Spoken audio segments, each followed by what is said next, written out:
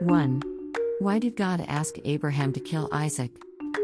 Briefly, before we start looking into the question of this pivotal biblical event involving Isaac and Abraham, we need to note an important aspect of God's perfect character.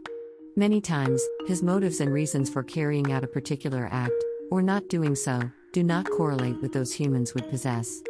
Since he is all-powerful and the originator of all knowledge, Isaiah 55:8, his thoughts are far greater than ours are. Concerning the sacrifice of Isaac, we need to be careful not to judge God based on our own standards of right and wrong. For example, from a strictly human, non-Christian perspective, the sacrifice of Isaac at the hands of his father likely strikes most people as being unnecessary at best and at worst murder. The reason given Abraham for why he should carry out the death penalty on his son was not as punishment for some grievous sin he committed. Rather, he was simply commanded to take his life as an offering to the Eternal, Genesis 22:2. Death is man's great enemy, 1 Corinthians 15:54-56, because, from a human point of view, it has a finality to it that we cannot overcome.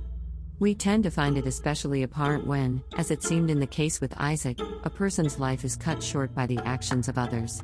This is one of many reasons why most societies severely punish those who murder and only allowing killing under special circumstances, for example war, punishment for certain heinous crimes, etc.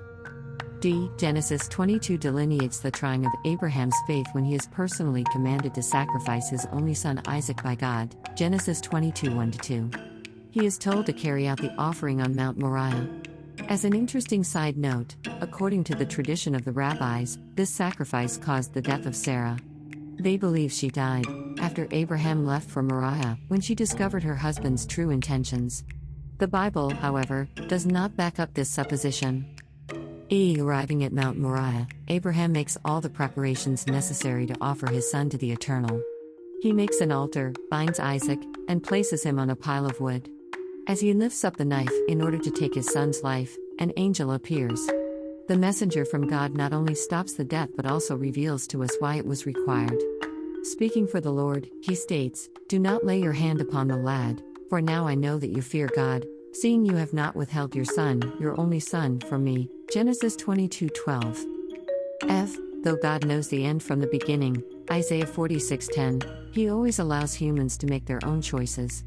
Although he knew what Abraham was likely to do, he still needed to test him to discover whether he would love him more than his son. All this foreshadows the Father, roughly 2,000 years later, willingly choosing to offer up his only Son, Jesus Christ, as a sinless sacrifice to make our salvation possible. Abraham had the faith to offer Isaac because he understood that God had the power, unlike humans, to resurrect him from the dead. Hebrews 11:19. All the great blessings that would befall his descendants, and the entire world, were made possible by this outstanding demonstration of faith. Genesis 22:17-18.